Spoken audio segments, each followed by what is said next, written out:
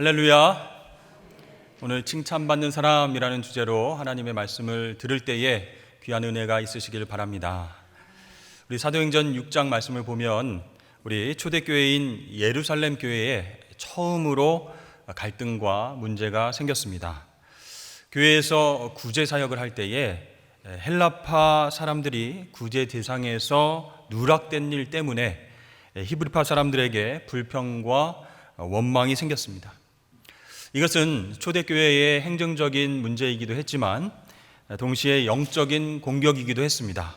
왜 그럴까요? 그 당시 초대교회는 날마다 주님이 그리스도시다라고 고백하고 가르치고 전도했습니다. 또 서로가 물건을 통용하고 섬기고 사랑하면서 부흥을 경험하고 있었습니다. 그런데 구제에 빠진 사람들의 원망의 소리가 점점 커가니까 이제는 교회 공동체가 흔들리는 어떤 영적인 공격을 받게 된 것입니다.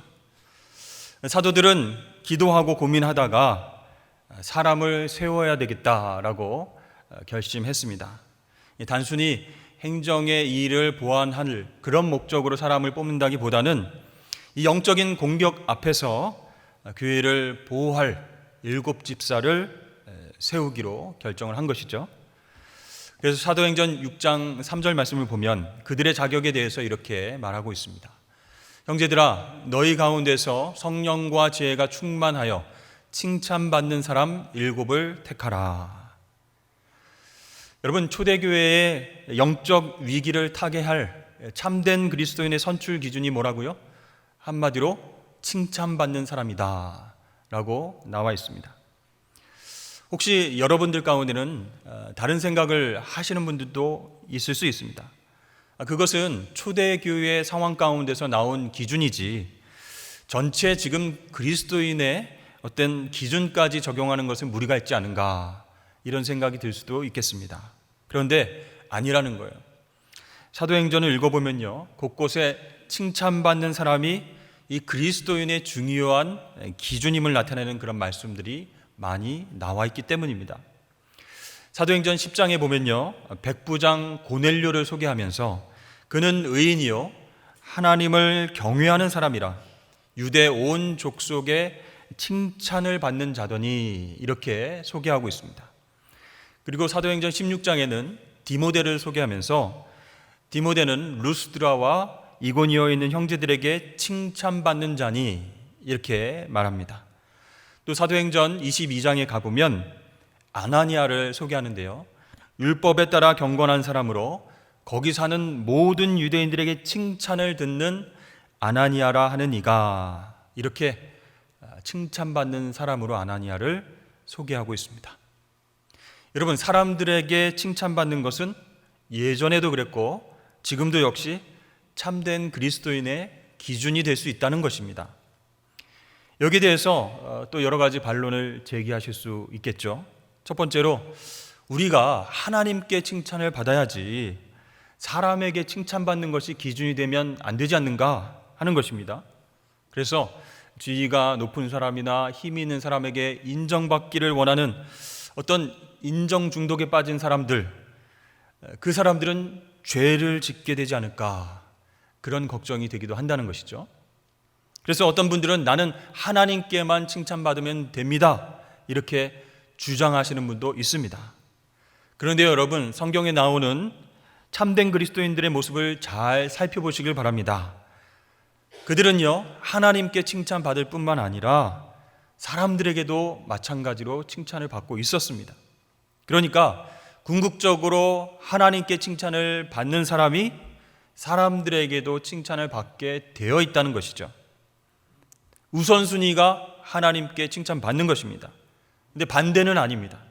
사람들에게 칭찬받고 인정받는다고 해서 하나님이 인정하시고 칭찬하시는 게 결코 아니라는 것이죠.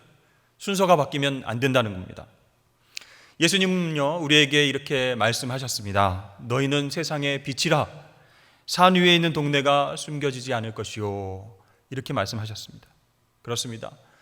우리에게 정말 하나님을 사랑하는 거룩한 영성이 있다면, 하나님과의 관계가 잘 되어 있다면 그것은 결코 가려지지 않는다는 거예요.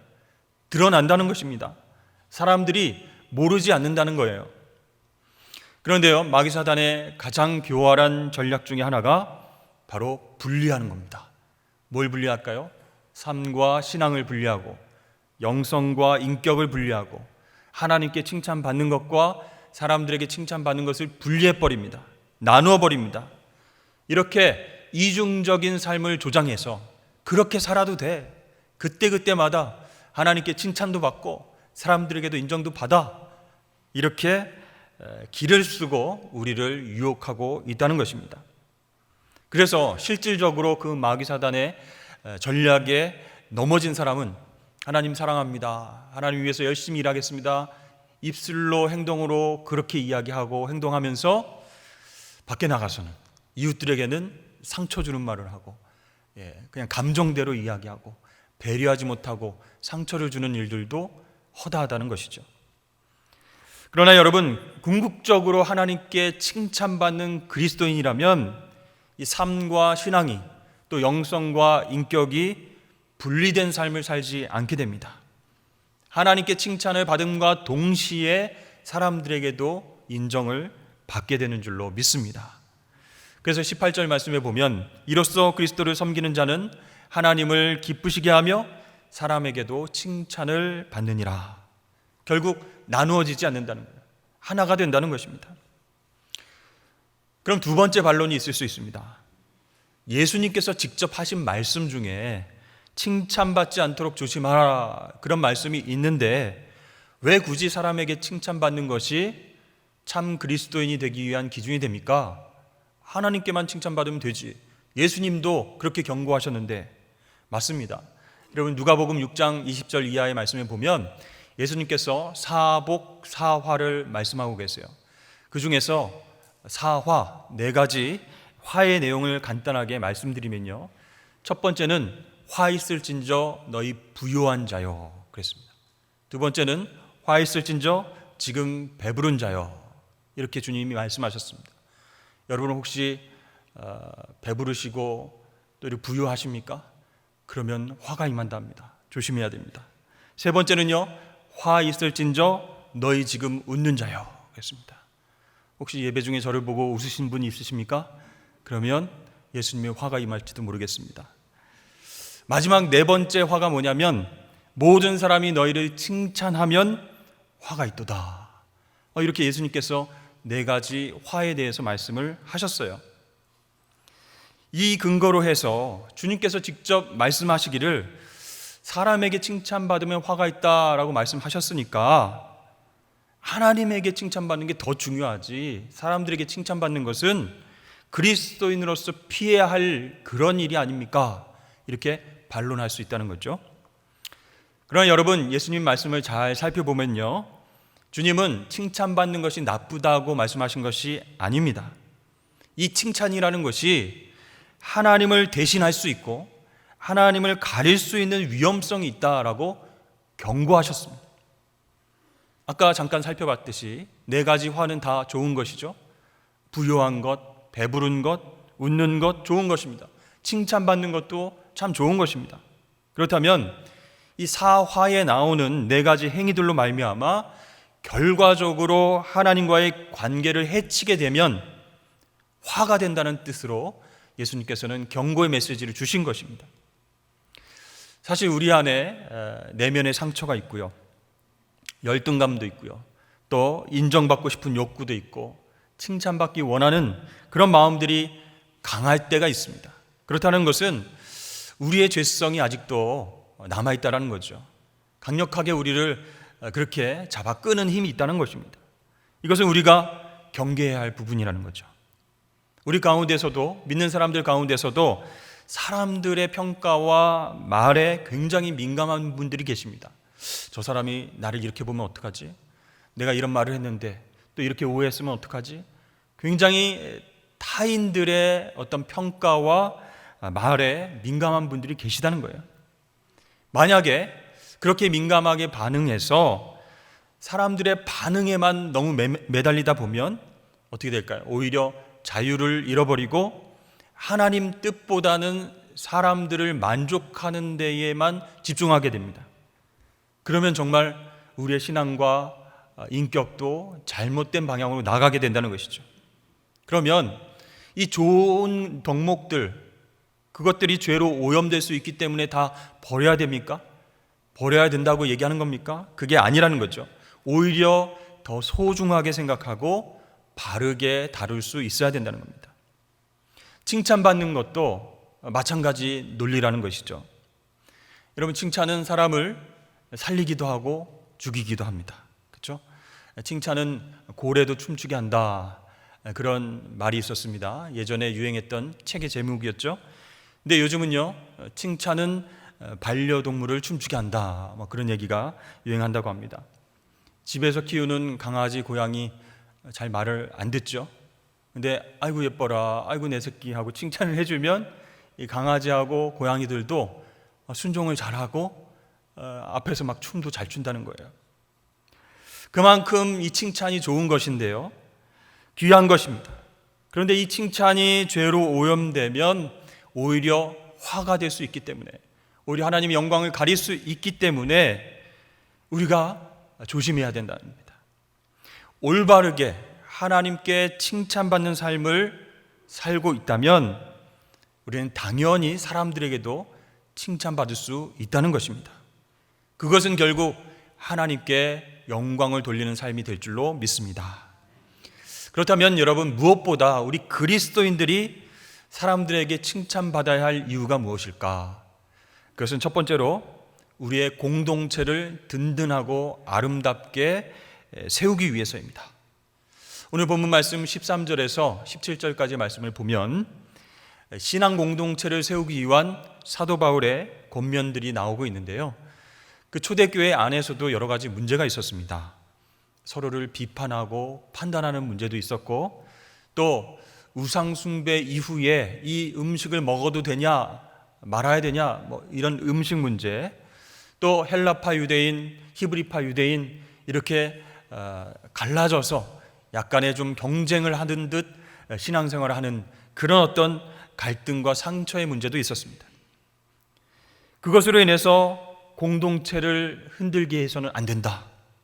어떤 경우에라도 상대방을 품고 사랑하면서 이 공동체, 주님께서 허락하신 공동체를 세워나가야 된다라고 사도 바울은 강조하고 있습니다. 그럴 때 그 사람은 하나님과 사람에게 칭찬받을 수 있다는 것이죠. 여러분, 사람들이 길거리에서 넘어지는 것은요, 큰 바위 때문에 넘어지는 것이 아닙니다. 아주 작은 돌뿌리 때문에 넘어지게 되는 것이죠.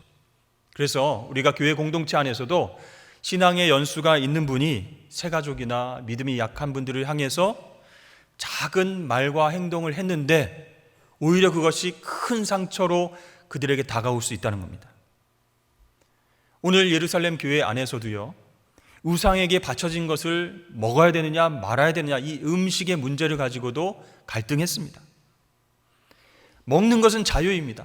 하나님이 먹으라 말씀하셨기 때문에 자유롭게 먹을 수 있어요. 그러나 연약한 믿음의 사람들은 그것을 보고 실족할 수 있기 때문에 배려해야 된다는 거예요.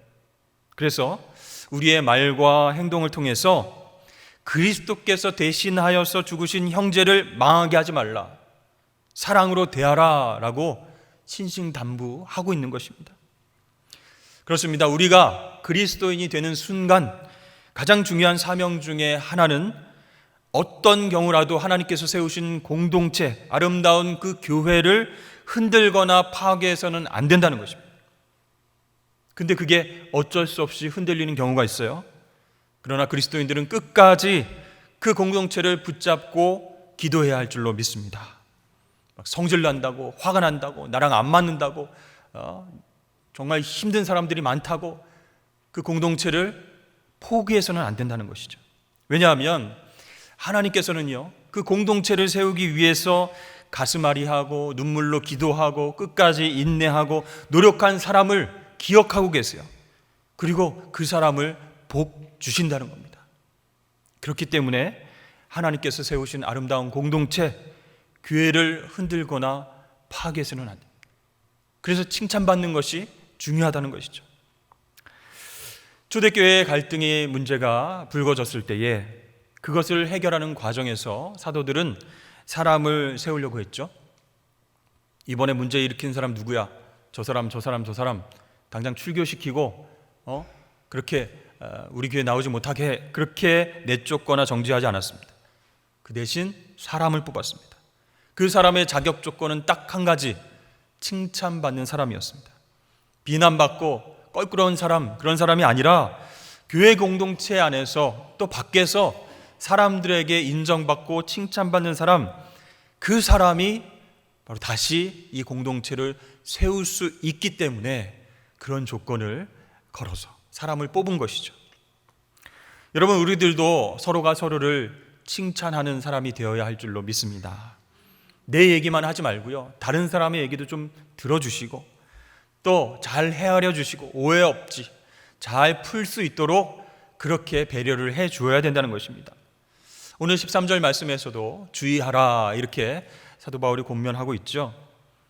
내가 생각나는 대로 하는 얘기, 약간의 험담으로 시작한 얘기, 쉽게 생각하고 내뱉은 말, 대충 하는 말, 작은 사건, 작은 행동 하나조차 이 상대방이 믿음이 있건 없건 시험 들 수 있기 때문에 그 상대방을 배려하고 주의하는 사람이 바로 칭찬받는 사람이다라고 할 수가 있습니다.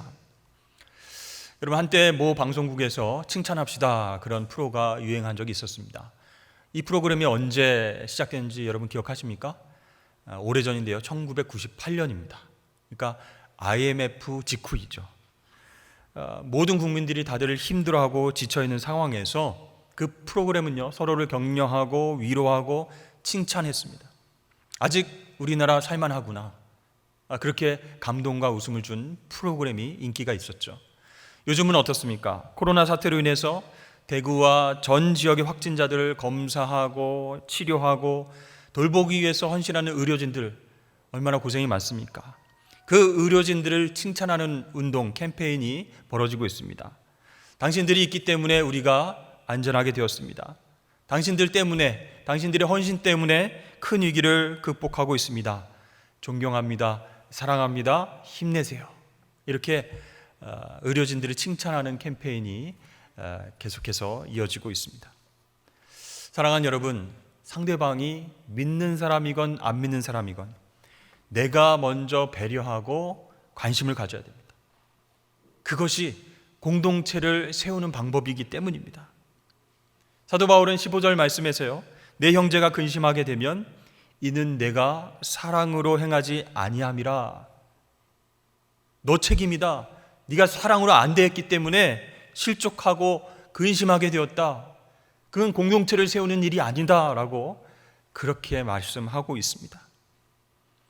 그럼에도 불구하고 우리 주변에는 꼭 그런 사람들이 있어요.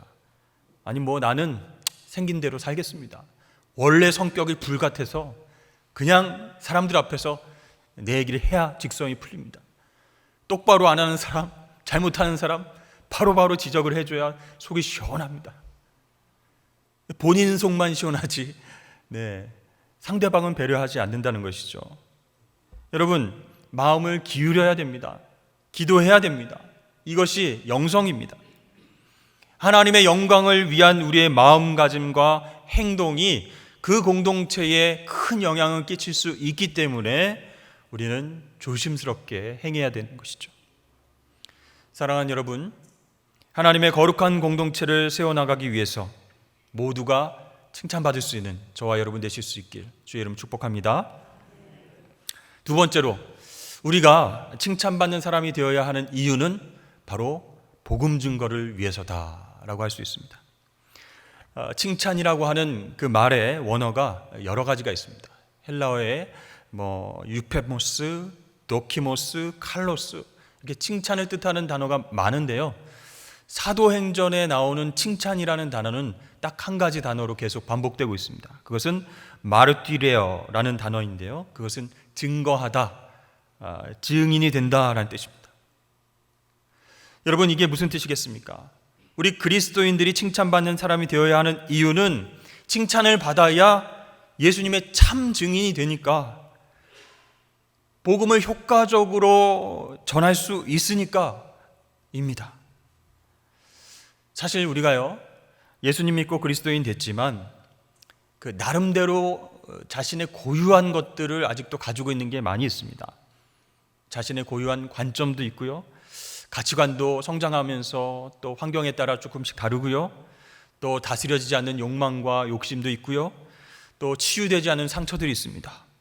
그런 모든 것들이 잔재되어 있는 상황 가운데에서 우리가 신앙생활을 하는 거예요. 연약한 존재이기 때문에 충분히 남아있을 수 있습니다. 그러나 우리 주님께서는 너 이런 거 계속 남아있네? 그러고 다 바꿀 때까지 너 내 자녀가 아니다 라고 말씀하지 않으셨어요.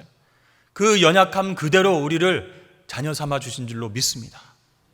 그래서 우리가 조금씩 주님을 닮아가서 성장해야 된다는 거예요.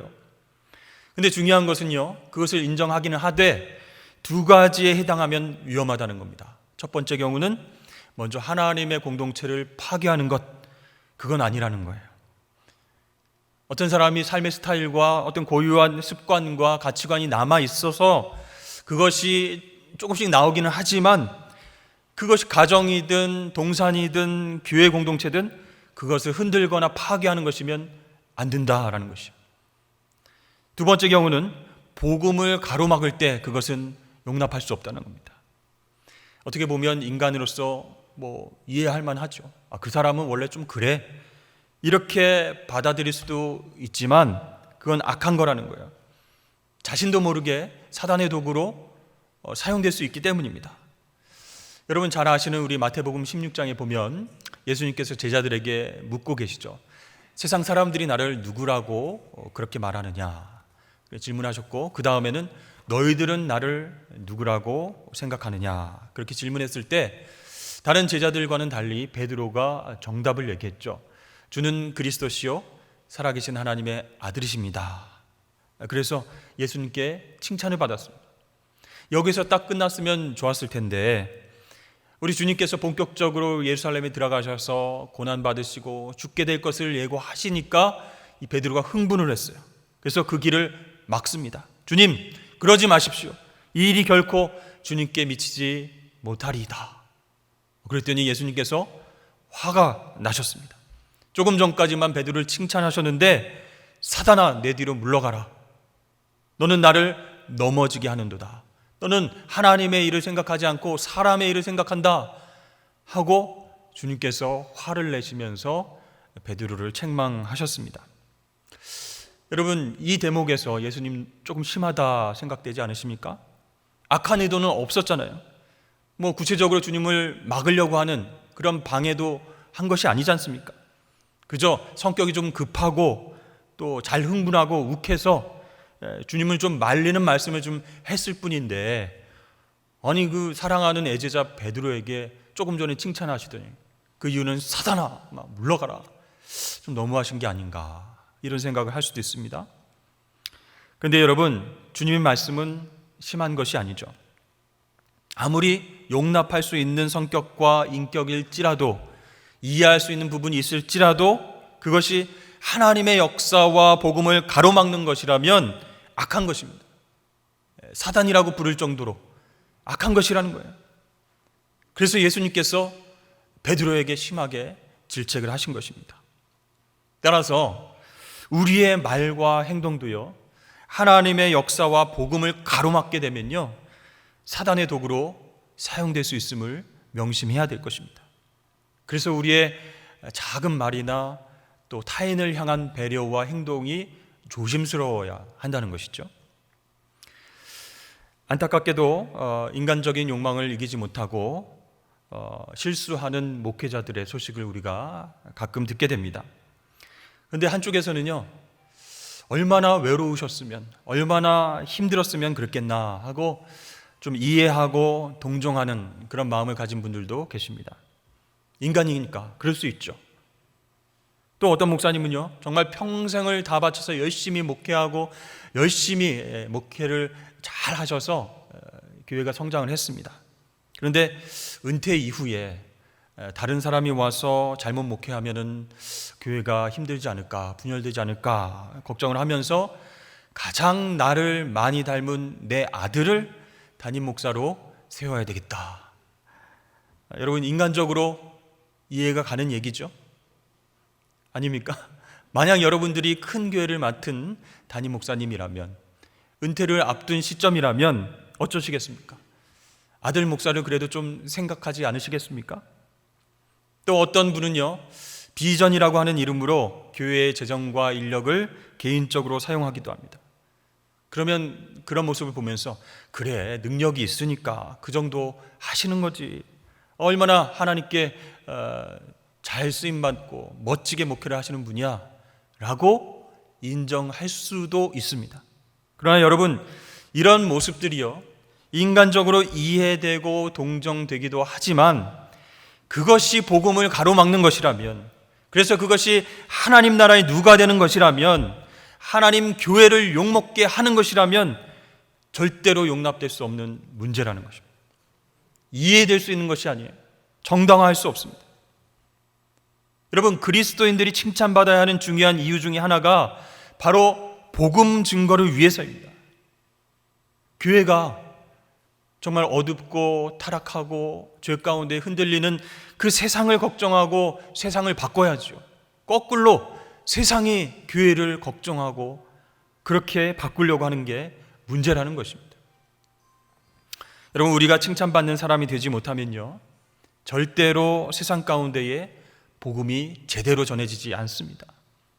돌아오는 대답은요, 너나 잘해라, 너나 교회 잘 다녀라, 그런 말을 들을 수도 있는 것입니다. 사랑하는 여러분, 우리가 정말 그리스도인이라면 반드시 하나님뿐만 아니라 세상으로부터, 사람들로부터 칭찬을 받는 사람이 되어야 할 줄로 믿습니다. 여러분, 가정에서는 어떨까요? 가정에서는 아내에게 칭찬받는 남편이 제대로 된 남편입니다. 밖에서 아무리 칭찬을 받아봐도 소용없습니다. 남들이요, 남편을 보고 야, 밖에서 너무 일도 잘하시고 뭐 돈도 잘 버시고 매너가 있으시고 젠틀하시고 멋있다. 그래서 이렇게 아내에게 딱 물어봤는데 아내가 그럼 한번 살아보세요, 이렇게 얘기한다면 여러분 틀린 것이죠. 또 여러분, 남편에게 칭찬받는 아내가 훌륭한 아내입니다. 우리 아내 뭐 밖에서는 정말 칭찬이 자자합니다. 너무 성실하고 똑부러지게 일하고 살림도 잘하고 교회에서는 봉사도 잘하고, 이렇게 칭찬받는 아내에 대해서 사람들이 물어보는 거예요. 그 남편에게 어떻습니까? 잘하죠? 좋으시죠? 그러면 이 남편이 이렇게 한다든지, 침묵을 계속 지킨다든지, 갑자기 딴 얘기로 화제를 바꾼다든지, 아니면 처음 아내를 소개해 준 사람을 막 저주한다든지, 여러분, 그러면 안 된다는 겁니다. 또한 여러분, 가정에서 누가 뭐라 해도 자녀에게 인정받고 칭찬받는 부모가 진짜 부모 역할을 잘 하시는 분들이라는 거예요. 자녀들은 다 보고 있지 않습니까? 또 객관적으로 부모에게 칭찬을 받는 우리 자녀가 제대로 잘 성장해 준 자녀라는 것이죠. 여러분, 5월 가정의 달을 맞이하셔서 우리 남편과 아내와 또 부모와 자녀의 관계 속에서 서로가 서로를 인정해주고 칭찬해 주시기를 주의 이름으로 축복합니다. 목사님, 칭찬받을 게 요만큼도 없어요. 찾아봐도 없어요. 이렇게 하시지 말고 한번 보십시오. 장점을 찾아보십시오. 그러면 꼭 칭찬할 부분이 나와 있습니다. 의지를 갖고 칭찬하는 겁니다. 여보, 요즘 당신 코로나 때문에 일찍 집에 와서 집안일도 잘 도와주고 너무 자상하고 너무 고마워. 이렇게 칭찬을 해주는 겁니다. 그리고 아내를 향해서는 요즘 여보 요리 실력 굉장히 는 것 같아. 돌아서면 밥을 하더니만, 돌밥을 계속 하더니만 엄마 음식 솜씨가 굉장히 좋아졌어. 너무 맛있는데? 우리 딸들, 아들들 바라보면서 야, 요즘 계약도 안 하고 집에서 계속 있느라고 힘들고 어려울 텐데 엄마 아빠 잘 도와줘서 고맙다. 야, 너희들 많이 컸다. 정말 철들었네. 이렇게 먼저 칭찬할 거리를 던져주고 이야기를 하면요, 서로에게 칭찬받은 일들이 생각나게 되고 보이게 되는 것입니다. 여러분, 세상 사람들에게 인정받고 가족들에게 칭찬받은 그 사람이 복음을 전할 때에도 영향력 있게 그렇게 말이 먹힌다는 겁니다. 선한 하나님의 영향을 끼칠 수 있다는 것이죠. 그러므로 우리는 신경을 써야 됩니다. 어떻게 하면 하나님께 칭찬을 받을 수 있을까? 이것이 제일 먼저 고민해야 될 부분이고, 그 다음 어떻게 하면 사람들에게 칭찬도 받고 서로가 웃으면서 기쁨으로 함께 잘 지낼 수 있을까 신경 써야 된다는 겁니다. 이것은 누구의 비유를 맞추는 게 아닙니다. 이것이 기독교 영성의 중요한 실천 영역이 되기 때문에 중요한 겁니다. 저는요, 개인적으로 생각합니다. 어떤 목회자가 될 것인가? 어떤 목회를 어떻게 하면 좋을까? 저는요, 결론적으로 단지 칭찬받는 목회자가 되고 싶다, 그런 생각을 했습니다. 마지막 때 하나님 앞에서 잘했다, 착하고 충성된 종아, 그 한마디를 들으면 모든 것이 다 보상받을 것 같아요. 그 하나님의 칭찬 한마디면 충분할 것 같습니다. 또 성도들에게도 칭찬받고 싶습니다. 우리 목사님 선한 목자까지는 아니지만 선한 목자 예수님을 닮아가려고 노력하시면서 목회를 잘하신 분이야, 이렇게 칭찬을 받기를 원합니다. 모든 성도들에게 다 칭찬받을 수는 없습니다. 그렇죠? 여러분 얼굴들을 보니까 전부에게 칭찬받기는 글렀다, 힘들겠다, 그런 생각을 하게 됩니다만, 여러분 이 시간 말씀을 적용하면서 여러분들에게 권면하고 축복합니다. 여러분들의 이름을 어떤 분들이 들을 때에 칭찬이 따라올 수 있기를 주의 이름 축복합니다. 그분이요, 정말 좋으신 분입니다. 언젠가는 그분이 출석하는 교회 한번 나가보려고요, 이런 소리를 들어야지. 그분이요? 말도 마세요. 정말 장난이 아닙니다. 아니, 어떤 교회 집사, 권사라고 하더라고요. 야, 어떻게 사람이 그럴 수 있지? 이런 말은 듣지 않아야 되지 않겠습니까? 여러분, 우리 모두 18절 말씀을 다 같이 읽어보도록 하겠습니다. 시작. 이로써 그리스도를 섬기는 자는 하나님을 기쁘시게 하며 사람에게도 칭찬을 받느니라. 아멘. 사랑하는 여러분, 먼저 하나님께 칭찬을 받고 또 할 수만 있다면 많은 사람들에게 칭찬받기 위해서 배려하고 선을 베푸시는 저와 여러분 되시길 축복합니다. 그것이 우리 공동체를 살리고 복음의 역사를 앞당기는 아주 강력한 도구가 될 줄로 믿습니다. 기도하겠습니다.